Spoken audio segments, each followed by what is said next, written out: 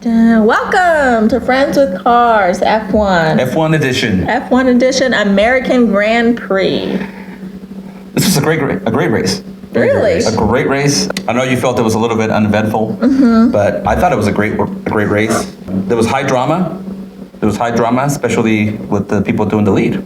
No, I don't think that it was necessarily a lot of high drama. I think that towards the end it was very high drama, but the rest of the race was very, like you said, uneventful. I don't think that we had a lot of different things to pay attention to. Like they sometimes pan the camera to the middle of the pack, but there wasn't a lot of overtaking, or there wasn't a lot of different things going on, so it was a lot easier of a race than usual. I'd have to disagree with that, because just in the first turn, there was already a whole bunch of drama. There's a lot of opportunity, especially on the back straight, to pass and use DRS. And that's true. I mean, right at the very beginning, we're talking about both Lewis and Max at the very front, and I think I said before the race, I wonder if they're going to make it past the first turn. Right. Well, and then also, going to our first point, they were forcing each other off in the first turn. So do you think that necessarily Hamilton got a better advantage being in P2? Well, usually I think this track is known for P2 having an advantage because they have the inside of the track. Yeah. I think Max did a really good job of going right for that inside right off the bat. Unfortunately for him, I think Lewis got a better start, and I think that was confirmed by Christian Horner saying they got a really good start, so he couldn't get fully in front of him. If anything, I think the one person that should have capitalized more was Sergio Perez. Once the turn ended, I think he had a chance to get ahead, and I kind of saw him slow down a little bit, and I don't know if that's because he didn't want to interfere with Max. Definitely a great start, though. Do you agree? I do agree. Well, and going back to the whole drama thing, there was a whole bunch of drama, and whether or not it was just between the first two teams, Red Bull and Mercedes, though the majority of the drama was the last 5 to 7 laps, there was a whole bunch of drama in terms of strategy. But strategy was key for this race. Yeah, but I don't think that it was necessarily drama, because it's not like they were fighting against each other, or there was things going on. There was no touching. There was no side-by-sides. That's why I feel like it was very uneventful, because granted, he was catching up in the last, or Hamilton was catching up in the last 5 races, or 5 laps, but it wasn't head-to-head, super dramatic, oh my God, are they going to hit each other? Oh my gosh, is this going to happen? It was stressful because you thought Hamilton was going to catch up, but it wasn't anything that was oh my gosh. So the drama you're looking for is Lewis and the Albon incident. Yes. Someone needs to spin something else someone needs to spin someone out. We need some flags. We need some safety cars. Well, drama is fighting, and they weren't fighting. They were fighting in the first lap for position, and then Hamilton got ahead. But after that, it was kind of just who can undercut who. It wasn't necessarily anything side by side where they might fight about it later, or there might be anything that goes to the stewards. That's the kind of drama that I want. Potential 5-second penalties, potential this. But yeah. That's right. There was no penalties this race, was there? No. Oh, okay. Actually, I'm trying to think now. No penalties. No penalties. I think they will really the FIA let them race this weekend, which is good. But how do you guys feel about the pit strategy between Red Bull and Mercedes? I think Mercedes screwed up. I flat out think that I think Red Bull had a great idea of what they were doing. It was brilliantly executed. I think their pit stops were a little slow from what we usually see from Red Bull. But I think Mercedes missed the mark they waited too long to bring Lewis in after Verstappen pitted the second time. It was their original plan plus 6 laps. So do you think it would have been better if they would have pitted him right after Verstappen and Perez pitted? Maybe even a couple more laps after that, but plus 6 probably was a little too much is what you're saying. I think it was too much because you saw the time definitely ticking away. Verstappen was catching up. And at one point, I think that's when we said he's 7 seconds ahead if he pits right now. I think he could have given maybe 4 seconds ahead. And if you look at the last 5 laps, that would have been huge. But if he would have pitted with Verstappen, I think you also run the risk of Perez coming ahead of him or not coming out in the right situation. And Perez was the unknown factor here. As we saw at the end, he didn't really catch up. But yeah, he was an unknown factor. But if you would have changed the strategy to where, so Verstappen pits and then Hamilton pits, and then say, because Sergio Perez was in 3rd place pretty much the whole race, he goes into 1st place, and we know he can manage tires. I think that's also not good for either driver. Right, and I think to your point, Perez managing tires, I think maybe if he would have pitted the first time and gotten the hard tires instead of the mediums, he probably could have carried that a little longer than what he did. Absolutely. Yeah, that's tough. It's a tough situation all around. I think Red Bull did a really good job, though. Oh, absolutely. I think they learned their lesson. I think the commentators mentioned Turkey or Barcelona. They mentioned Barcelona and the fact that Mercedes undercutted them, and the undercut was massive in that race, and they didn't want it to happen to them again. See, but I think they took a lot of risks here in this race that might not have been beneficial. Like, had this race been like 2 or 3 more laps, like, I don't think it would have been in their favor. So I guess it goes back and forth. Like, I mean, granted they won, but it was he was at like 1.5 seconds, 0.8 seconds away. Like, that's way too close for comfort. Yeah. Like, it could have gone either way. And I think the commentators mentioned that as well. Like, it definitely could have gone either way. And I know you don't like Max, but to his credit, that was good. That was good tire management. Very good tire management. Oh, I think I just threw up a little bit. That's a good tire management. We can't really fault them for that. That was good tire management. I think Max was sandbagging a little bit, though, towards the tail end of the race, because Lewis was catching him. Granted, he had a lot of clean air, so he was able to catch up a lot quicker. So there's a couple variables. Is the fact that Max, I think, was managing his tires in the last 5 to 7 laps. And the other part of it, too, is the massive impact to the aerodynamics of the car when you're that close to someone. Well, and they caught a lot of people, too, on the track. I think that also didn't help. There's a lot of traffic for both of them. And so, obviously, I don't like Max, but I don't think if he would have had less traffic, I think it would have been a landslide of a win compared to just a couple seconds this time, or less than a second. He was stuck behind a couple drivers for a little bit, so yeah, it's true. Well, and there was black and white flags. I went to Raikkonen and to Mazepin. Mazepin, that's right. But somebody I do really want to talk about today is Fernando Alonso. Like, he definitely played bumper cars. I like his aggressive style. He is a veteran driver. He knows what he's doing. I think we made comments before when they kind of race and they get close to each other, they don't touch, and you're like, man, that was really great. There was some touching today, of course. We did see that. He had to retire. There was some complaining going on about it, but I think that's great racing, and I think that he is a fantastic driver, and I like the fact that he was driving aggressive today. That's what's tough, though. You can be a great driver, but when you're fighting for 12th place, like, is it worth it? Yeah, like, because you're a racer. You're going to ruin your car at 12th place for no points? Like, I don't understand that concept. But there's no risk, no reward. So if you're not putting yourself at a risk and putting yourself in the battle, you're not going to get any points. And even if it was for 1 point. And you also have to think about the team's goals. And I think maybe for him, the goal for the day was to finish 12 or better. Maybe it was to finish 10. So I think after practice 3 or qualifier, Vettel came into the pits, and I think he finished 12, and they told him that was great. You finished ahead of so-and-so, which was what we wanted. Right. But I guess is the juice worth the squeeze? I think we talk about all the time. Like, is the damage that you're going to do to the car, going off track, touching other drivers, is that worth? Because he had to retire today, so at the end of the day, obviously it wasn't worth it. Somebody said it, right? If you're not going for the gap, Senna. You're not a race driver. Yeah, but Senna was. So I don't care what place it was, if they're going for it. I mean, we've seen people in, Mazepin arguing with Schumacher. Come on. For but he wasn't 20th arguing. and 19th place, I mean, it's like, let it go, right? But they're trying to do their best. And I think being aggressive today, yeah, maybe he had to retire the car because of it. But for me, it was great racing, and I enjoy that. I think of it, and maybe it's not analytical, but I like to think of it as analytical, because the more wear you put on the car, the potential worse you're going to do in the next race. So I'm thinking always one race ahead. Yeah, I think at this point they're probably not caring, because I think you brought up in the last episode is the fact that this is the last season with this car and these regulations, and they're going to be moving on to the next thing. So I'd imagine they have spare parts that are already made, and there are only 6 races left. And I know that they don't want to necessarily damage parts just because they have them, right? But they're not going to be using these parts anymore, and they're not going to be using these cars anymore for next year. So why not go for it? One point I want to bring up, though, is Bottas took another engine penalty, right? So that's this like is his sixth engine this year. Yeah. And I'd imagine teams have a surplus, or at least engines that are already prepared, ready to be installed. For the season. So if they're not going to be using these motors anymore next year, why not use them? Might as well go for it. Yeah. Yeah, just muff them up. Good point.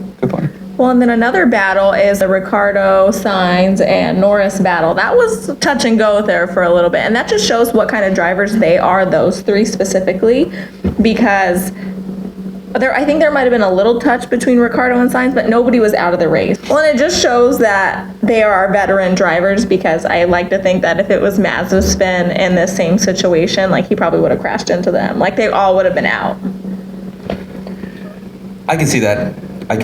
Again, I think Ricciardo, I've been impressed the past few races. I think he's kind of picked up the pace and maybe figured out the car. I think that he's for sure figured out the car, yeah. I think it took him a while to pick up the car, but if that's the case, I think he's doing great. I think it's going to be the closing of the season is going to be great if he's driving that well. I do love Sainz, and I do love Ricciardo, and I do love Norris. So the fact that they were together in a battle, I think that was pretty exciting.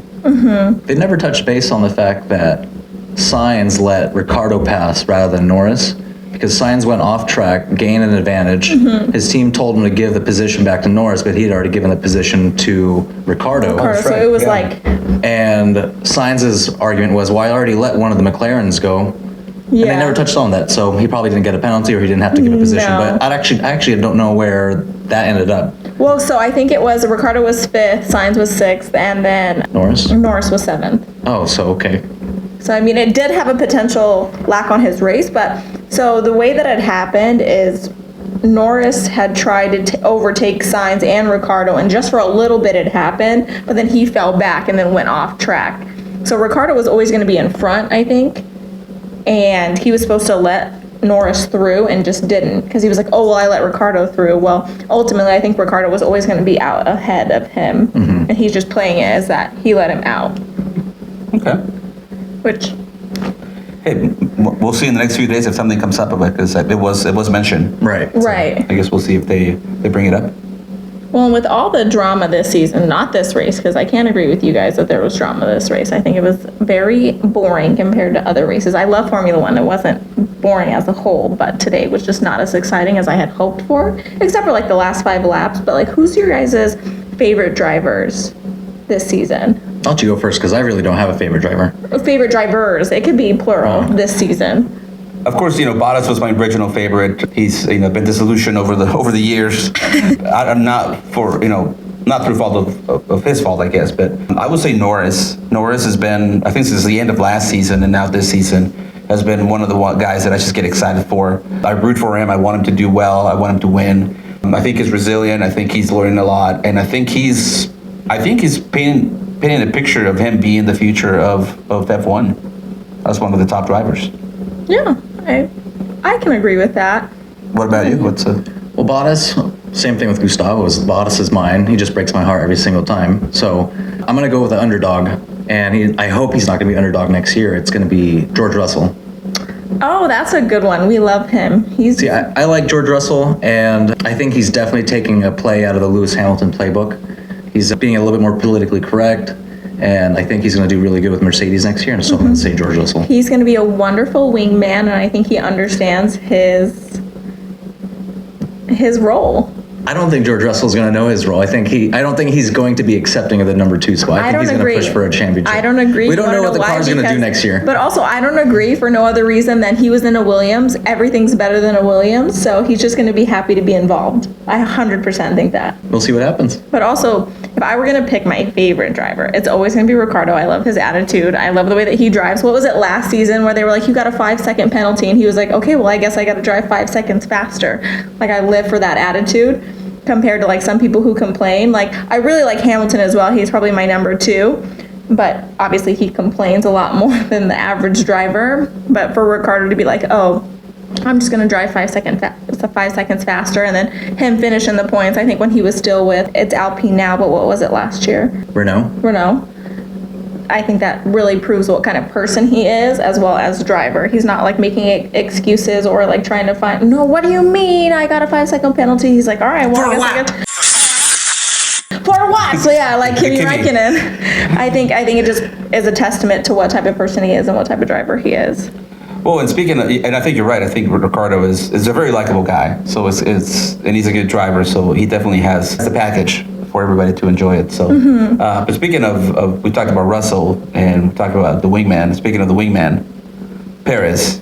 I mean, he is the ultimate wingman. I think he's and I said earlier today, I think he's teaching a masterclass on how to keep your seat. Since the beginning, we kind of noticed that he was doing the dirty work and kind of helping out the team, quote unquote, more Max Verstappen. And I think we see that over and over from him. I think, yeah, he could be doing better. He's got the car to do better. And I think it takes some time to get used to it. But I think he's doing really good. And he's definitely the number one wingman right now. Well, you know, I had said this when we were watching the race as well. I think he's just buying his time because Hamilton and Verstappen are both like, my wiener's bigger, no, my wiener's bigger, no, my wiener's bigger. And then they're going to crash and they're going to have problems, just like him and Rosberg. And eventually, I mean, who knows, with the amount of points that are left this season, if he stays behind them and then they continue to make mistakes and then fight each other, like he might end up winning the whole championship just for being behind them. There's always a possibility because he's in 4th place right now, right? Because who's in 3rd? Bottas. Okay. Which is surprising. Right, to which be honest. he hasn't been doing overtly well this season. So I think it would be interesting to see like Hamilton and Verstappen like crash and then Perez just wins the whole thing based off of a technicality. I think Perez has absolutely a chance to finish 3rd in the championship. Yeah. And that's going to be huge because it's definitely going to show Red Bull that their junior program works, but not as good as getting an experienced driver that knows what their job is. Right. Absolutely. He picked up that car really quick, though. Yes, he did. learned it very fast. All the other drivers who drove it, Pierre Gasly, Alex Albon, had nothing but trouble. But I also think that has to do with their age and their experience level, because you have somebody like Checo who has been driving a long time, has been on multiple teams. He's like, okay, well, this is my job. I've got to do it. Whereas like the younger drivers aren't as confident in themselves, like Checo is in himself as a driver. So I think that has a lot to play with how you race in a car like that. Well, for Red Bull being a team that's known to not be as kind to new drivers, I think you do need an experienced driver, and I think Checo fit the bill perfectly. Absolutely. Absolutely. So obviously Verstappen won the race. What do you guys feel on that? Are you guys happy? It was a good race. I think it was a fair race. To your point that the race was a little boring and a little uneventful. There was a couple of changes of lead, but that was just a nature of the pit stop. And I think all drivers did a really good job, especially at the very front. And I think it was a fair win. I can agree that it was a fair win, but I don't have to be happy about it, and I don't plan on being happy about it. I was hoping for, like, I didn't want anybody to get hurt. If somebody were to have happened to crash and a safety car came out, that would have been my ideal situation. What is this, NASCAR?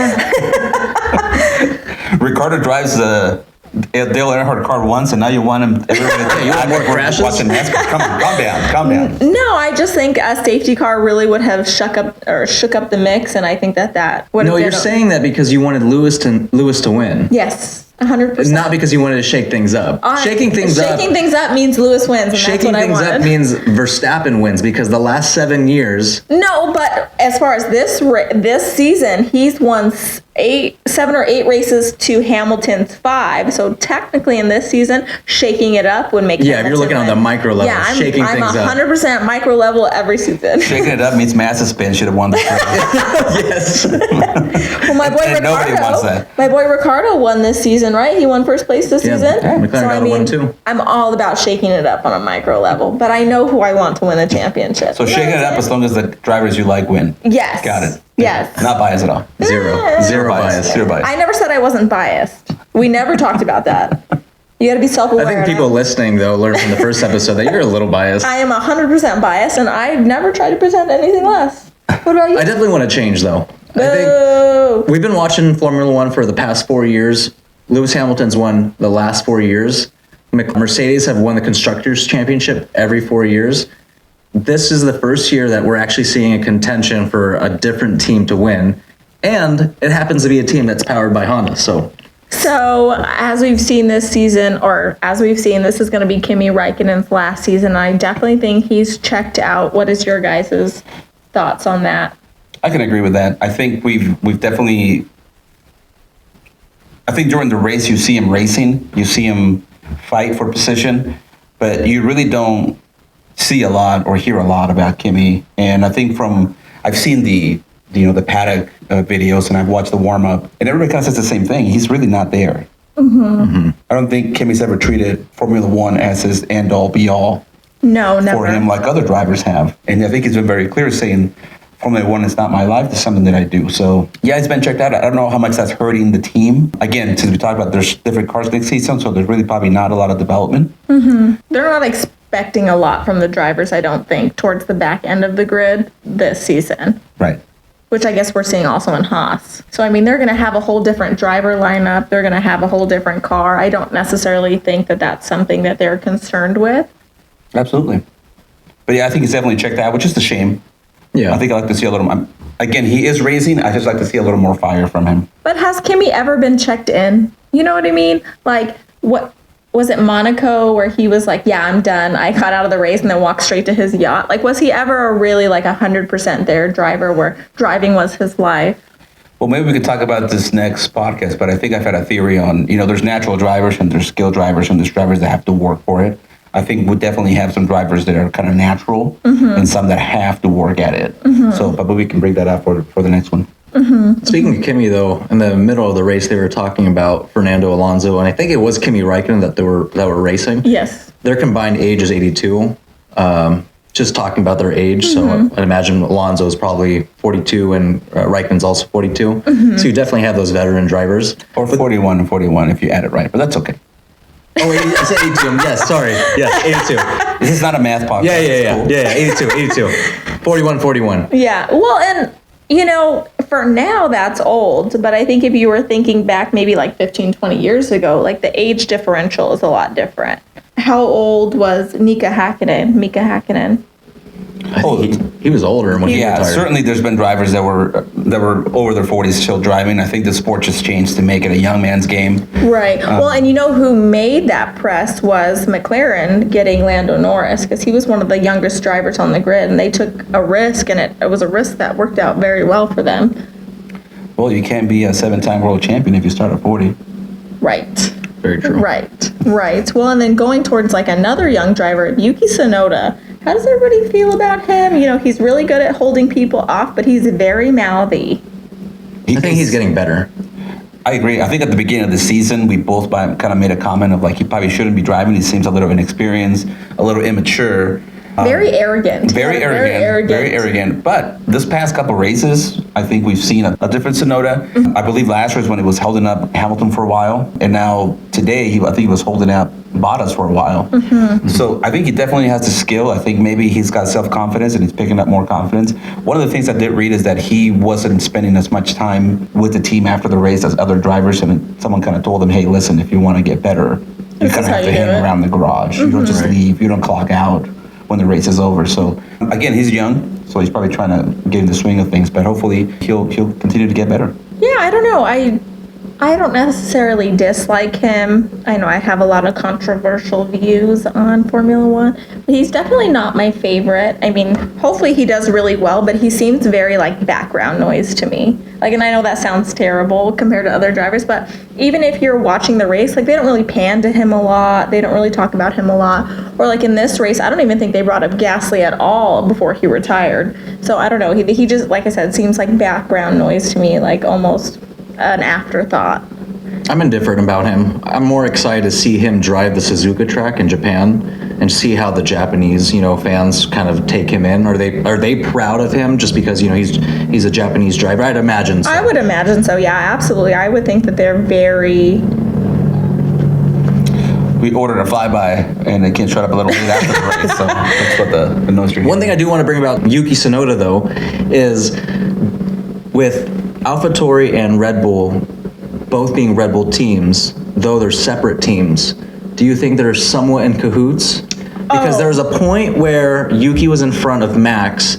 Yuki had not gotten a blue flag yet, and we were kind of saying, like, why doesn't he let him by? Like, it's probably been a few turns, and he still hasn't let him by. He hasn't gotten a blue flag yet.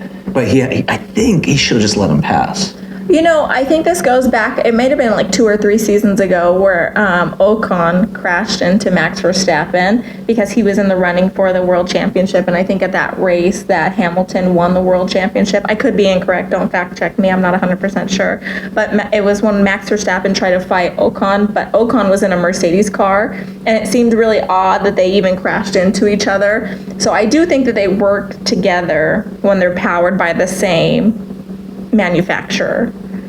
I think I agree. I think there has to be some sort of loyalty to the brand. For Red Bull, the junior team is AlphaTauri, and those drivers have a chance to be on the Red Bull team. So I don't see, maybe this is taboo, but I just don't see them not reacting to a situation where they can benefit their main team. Mm-hmm. Well, because it was last race where Tsunoda held up Hamilton a whole bunch, like for a long amount of time. So maybe he just didn't realize Max was behind him today, or because he didn't get the blue flags, or maybe there was some type of benefit to Max being behind Tsunoda today. I think the only difference, though, is because Tsunoda was actually in the race, though. He wasn't being passed.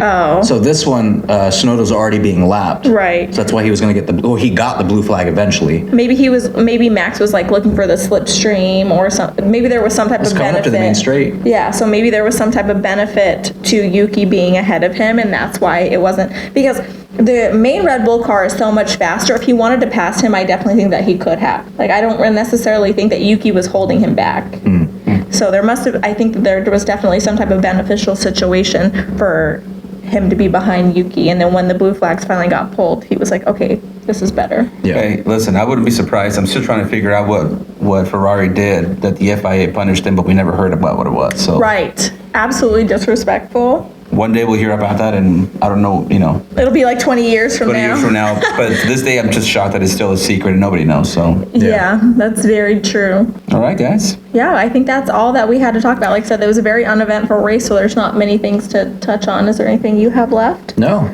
Anything you have left? No, I'm excited for next race. Yes, next race, Mexico City. Mexico City. Mexico City. Very exciting. We've actually been to that race. And it's lit. It is one of the It's one of the most We had really good seats. I'm very did. proud of those seats. Absolutely, they That were was great seats. That was great. That was your doing. Thank you. Good, Yeah, thank you. good Good choosing. call. Good choosing. Yeah. Good call. Good research right there. Yeah. The beer was another problem, but we'll talk about that. I can never drink Heineken again. I'm sure lots of people drink that, but never again for me. Well, we're definitely not going to be sponsored by them now. I'll drink Heineken Zero. Oh, that's even worse. Ooh. No, what do you no. mean? I'm a skinny queen. Oh, stop this. All right. Well, cheers, guys. Cheers. For watching. Thanks for watching.